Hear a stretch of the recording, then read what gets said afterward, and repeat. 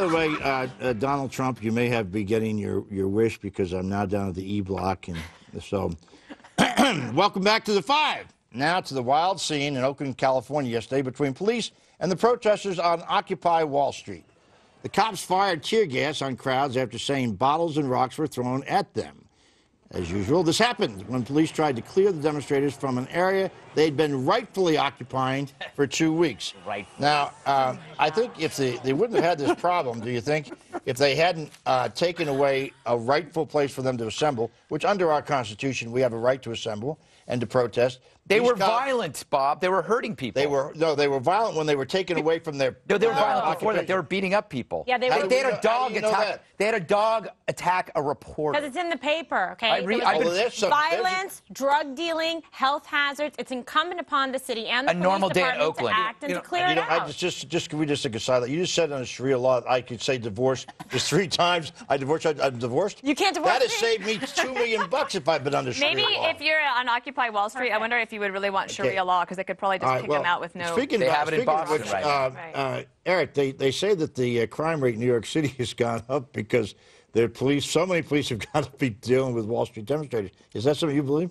Absolutely. Not only is it going up, it's going up in areas where minorities, where the crime rate had at least stagnated at one point, went down, and now police are being diverted to these Occupy Wall Street protests, and they're being pulled out of places where crime needs to be prevented, where you need cops. It's hurting poor people. You point out that yes, it is constitutional, the right to protest, but it's also constitutional the right to be safe, to be healthy, to open my business, to bring my kids to school, and that's the problem with Occupy wherever they prohibit that. All right, let me ask Dana a question. There are 3,000 police down at Occupy Wall Street, 3,000, which is bigger than some states.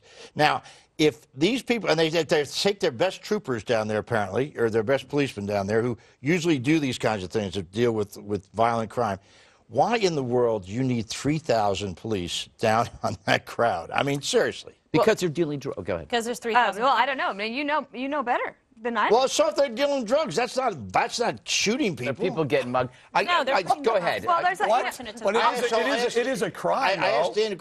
Yeah, but you've it is a demonstrable fact that crime has gone up in the areas where police have been diverted in order to take care of the Wall Street protests. But you really think they should divert 3,000? This wouldn't happen if they didn't divert 3,000 people. I trust New York Police Commissioner Ray Kelly to make a decision on how many people he needs where. Yeah, sure. the New York Police Department is outstanding. It's one of the best forces in the world. They know what they're doing. They've kept us safe. There's no question they're one of the best in the world. But if you walk down, you go 2 blocks from right here to Times Square, and there must be 1,000 cops there talking to each other, leaning on their cars. And it seems to me you could take some of them and take them down to Wall Street and take these. Wait. Can I ask you, are you saying there's a conspiracy to take cops out of minority neighborhoods to bring them to Occupy Wall Street? What I'm saying is anybody who thinks you need 3,000 of your best police down to take care of what you guys said, a bunch of ragtag bums and communists and socialists, and in the meantime crime goes up, then somebody's stupid. Greg, we hear from Greg. You got 30,000 cops in the city. Bob, Greg has something to say. This is a fact. It is being diverted, and this is hurting poor people. But I want to get to the most important part of this segment: the tortured metaphor. Yeah. All right. Here's the deal. The media love these protesters. They love them, but now they have a huge problem when it turns out that something you love is an abusive creep. So in a way, this tortured metaphor, it turns out that the media is Rihanna, and the protesters are Chris Brown. And she tried to stay with Chris Brown. She tried, but she got smart, and she left, and she abandoned him. Meanwhile, President Obama is the neighbor next door, just listening to what's going on, and just says, I sense your frustration, but won't do a thing for Rihanna or Chris Brown. Greg, who is Rihanna? It's Rihanna, but yeah. Our viewers know who it is. Oh, they do? Okay. Well, I think is that the dude that was beating up his wife all the time? Oh, their girlfriend. Oh, you could get 30,000 cops from New York to stop that. Yeah.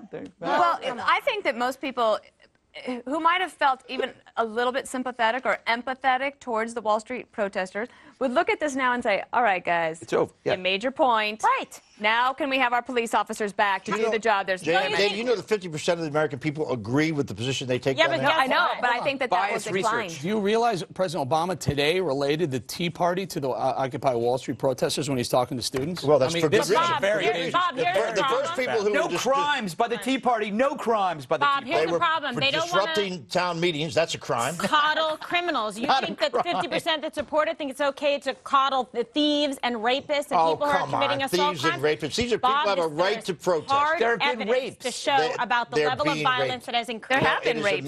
It is amazing on this show how you people have taken and demonized these people. I backed off of demonizing the Tea Party. We don't have to demonize then I'll start demonizing the Tea They're Party again. doing a great job themselves. They're demonizing themselves. The drumming alone is nauseating. When the Tea Party was disrupting town meetings, not with drugs. You didn't say anything. Not dealing heroin. You cannot compare rape. Proof that there was any rape. Yes, there is. Yes, there is. Hard facts. Yeah. It's in your packet.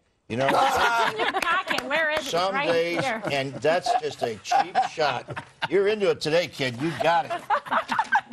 Former presidential candidate John Edwards resurfaces for a day in court. We'll tell you about it next on the 5 if I'm still here. And I may not be. Probably make a lot of you happy, so you can